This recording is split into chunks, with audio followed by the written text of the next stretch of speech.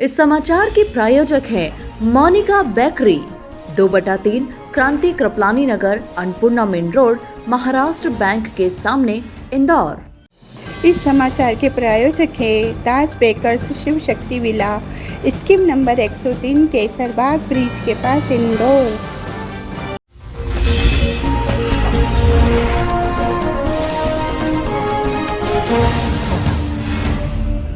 विधानसभा चुनाव नजदीक आ रहे हैं। मंगलवार देर शाम कांग्रेस का एक प्रतिनिधिमंडल इंदौर कलेक्टर से मिलने कलेक्टर कार्यालय पहुंचा, जहां उन्होंने मतदाता सूची के साथ ही बीएलओ को लेकर की गई जांच रिपोर्ट सौंपी और जल्द से जल्द कार्रवाई करने की मांग की।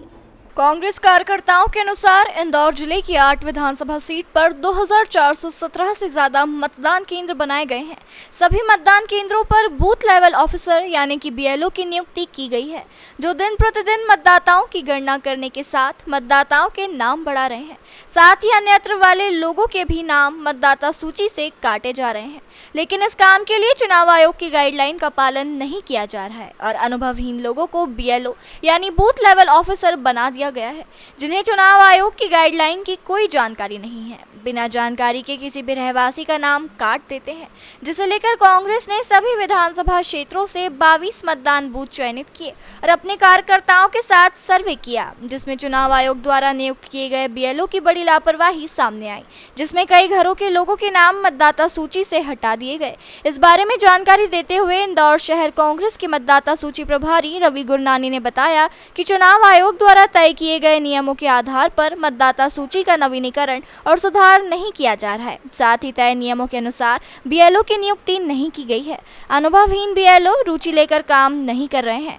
ऐसे में आने वाले समय में होने वाले विधानसभा चुनाव प्रभावित हो सकते हैं, जिसे लेकर कांग्रेस के प्रतिनिधिमंडल ने कलेक्टर इलैया राजा टी से शिकायत की है और जल्द से जल्द मतदाता सूची के कार्य को सुचारू रूप से पूरा करवाने का निवेदन किया है। कलेक्टर कार्यालय आज कांग्रेस का प्रतिनिधिमंडल आया है और बड़ा गंभीर विषय इस मतदाता सूची को लेकर के चल रहा है। मध्य प्रदेश जो परीक्षण हमें कमलनाथ जी के निर्देश मिले, महेंद्र जोशी जी के निर्देश मिले, हमारे चंद्रशेखर शर्मा जी और महेंद्र परमार जी, इन्होंने निर्देश किए। हमने साथ में एक टीम बना करके जब वर्क करना चालू किया तो ये पाया कि इंदौर की 2417 पोलिंग मतदान केंद्र हैं, जिसमें से 14 मतदान केंद्र प्रत्येक विधानसभा क्षेत्र के 2 मतदान केंद्रों पे हमने जाके रेंडमली सर्वे किया। सर्वे करने पे पाया कि मकान नंबर 1 का वोटर है, मकान नंबर 2 का वोटर गायब है, मकान नंबर 3 का वोटर है, मकान नंबर 4, 6, 8, 10 वोटर है, 9, 10, 12, 15 गायब हैं। ऐसे बहुत सारे एक एक बूथ पे, जहाँ 300 साढ़े 300 मकानों का एक बूथ है, उसमें से 100, 80, 100, 50, 90 ऐसे मकान के मकान पट्टी की पट्टी गायब, जिसके मतदाता वोट डालने से वंचित हैं। और जब हमने डीपली इसकी जांच की तो ये पाया कि उसमें जो मकान गायब हैं वो मकान के लोग, नागरिक वहाँ के संपत्ति कर भर रहे हैं, कचरे का शुल्क भर रहे हैं, टैक्स भर रहे हैं, सरकार को हर प्रकार के देख दे रहे हैं, पर वो उनके वोट अचानक इस मतदाता सूची से गायब है। ये एक सुनियोजित षड्यंत्र भाजपा का दिखता है, जो चुनाव के पहले इन्होंने किया। 3 पार्ट था। ये एक ना मतदाता सूची का अपडेशन के लेकर है कि मतलब किसी का नाम छूटा हुआ है टाइप का, और दूसरा पार्ट है एक मतदान केंद्र के लेकर है, और तीसरा पार्ट है बीएलओज़ की ना नियुक्ति के लेकर है। हम इसके पहले भी ना शिकायत आ चुकी है इलेक्शन कमीशन का भी, हमने इसको डिटेल्ड इंक्वायरी भी की है। इसमें हमने जवाब भी ना प्रॉपरली भेजे हैं। वैसे हम लोग ने इलेक्शन कमीशन की गाइडलाइंस क्या है उसको कैसे फॉलो कर रहे हैं, मतलब ये बात भी उनके सामने रखी है। इलेक्शन कमीशन की नॉर्म्स के अनुसार ही मतलब है ना सारी चीज़ें होगी। कोई स्पेसिफिक है ना कंप्लेंट्स होती है तो डेफिनेटली हम लोग इसको देखेंगे। जैसे अभी है ना मतलब इन सारा इसका अभी काम भी चल रही है, बीएलओ से ना मतलब है ना घर घर जा रहा है, उसको लेकर हम लोग है ना और मॉनिटरिंग करेंगे कि सारे ना घर जाके मतलब है ना प्रॉपरली करें।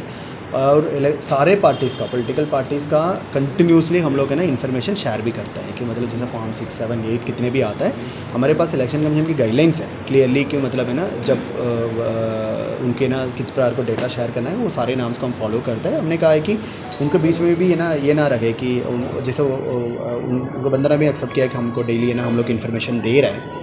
और दूसरा है मतलब है ना कोई भी मतदान केंद्र का है वो हम लोग इलेक्शन कमीशन के नॉर्म्स को है ना हम लोग है ना फॉलो करते हुए ही करते हैं। तो कोई भी पॉलिटिकल पार्टीज़ को है ना ऑब्जेक्शन है उसको भी हम लोग है ना सही तरीके से नॉर्म्स के अनुसार निराकरण करेंगे। एंड कहाँ तक कुछ ना बीएलओज़ की बात है, इसको भी हम लोग